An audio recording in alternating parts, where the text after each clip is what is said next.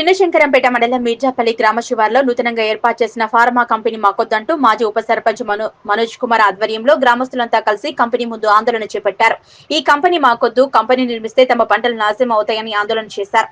ఈ సందర్భంగా మాజీ ఉప సర్పంచ్ మనోజ్ కుమార్ తో పాటు గ్రామస్తులు మాట్లాడుతూ గతంలో ఉన్న ఫార్మా కంపెనీ నుంచి వెలువడే కాలుష్యంతో గ్రామంలో అనేక ఇబ్బందులు ఎదుర్కొన్నామని, నూతనంగా ఏర్పాటు చేస్తున్న ఫార్మా కంపెనీ నిర్మాణం వెంటనే నిలిపివేయాలని అధికారులను కోరారు. ఈ ఫార్మా కంపెనీ నిర్మాణం చేపడితే కాలుష్య జలాలన్నీ కూడా పక్కన ఉన్న చెరువులకు పోవడం జరుగుతుందని, దీంతో చెరువులోని నీళ్లు పశువులకు రోగాలకు రావడం జరుగుతుందని, పంట పొలాలు కూడా నాశనం అవుతాయని అధికారులు వెంటనే స్పందించి పరిశ్రమ నిలిపివేయాలంటూ డిమాండ్ చేశారు. ఈ కార్యక్రమంలో మాజీ ఎంపీపీ కృపావతి, యాదగిరి, ప్రభాకర్, మనోజ్ కుమార్, అరుణ్ తో పాటు గ్రామస్తులు పాల్గొన్నారు. మిర్జాపల్లి గ్రామ శివార్లో వినూత్న ఫార్మా కంపెనీ అనేది మరి ఇక్కడ కట్టడం జరుగుతుంది. దానికి బేస్ వేసిరు, పిల్లర్లు వేసిరు అన్న అవుతుంది అని వర్క్ స్టార్ట్ అవుతుంది. మరి ఇక్కడ పర్మిషన్ ఇచ్చిన వాళ్ళు ఎవరు, మరి ఈ పర్మిషన్ గురించి డబ్బు తీసుకున్నారో మరి మా గ్రామస్తులకు సంబంధం లేకుండా వాళ్ళ ఇష్టానుసారంగా మరి వాళ్ళతో మాట్లాడుకొని వాళ్ళతో కుమ్మక్కై ఈ ఫార్మా కంపెనీని ఇక్కడ నెలకొల్పడం అనేది మరి మా గ్రామస్తులకు చాలా ఇబ్బందికరంగా ఉంది. గతంలోనే ఒక ఫార్మా కంపెనీ ఇచ్చి ఉన్న భూములు కానీ అగ్రికల్చర్ కాకుండా పోయింది, అది మొత్తం ల్యాండ్.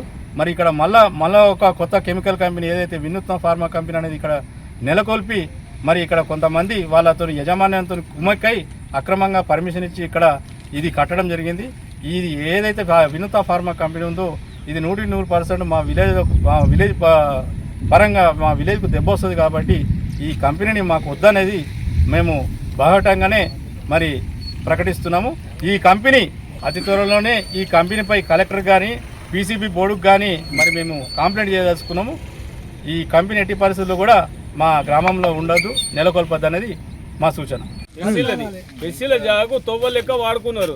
అదేదో మాకు తెలియక ఏంటంటే గీడికి ఉందని మేము అనుకుని గాడుకుందాం ఇంత రోడ్డు పోసిరు. రోడ్డు పోస్తే ఏమైందంటే మా ఊరోళ్ళు యజమానులు ఎవరు తీసుకున్నారో డబ్బులు తీసుకొని మాకు ఇంతవరకు కూడా రూపాయి చెల్లనియలేదు. ఇక్కడ నుంచి ఈ గేటు నుంచి అక్కడ దాకా మా జాగానేది, మా జాగా నుంచి వాడుకుంటున్నారు మొత్తంలో. కానీ నారాయణరావు ఇక్కడికి వస్తే ఎప్పుడు కూడా కలుస్తలేడు. నిన్న అతనికి వచ్చి చెప్పిపోయిన ఇక్కడ నుంచి నేను రేపు దసరా వెళ్ళాక ఇక్కడ గెటర్ కల్వ తీసేస్తా, ఎవరు అబ్జెక్షన్ చేసినా సార్ అని చెప్పిన సార్ నేను.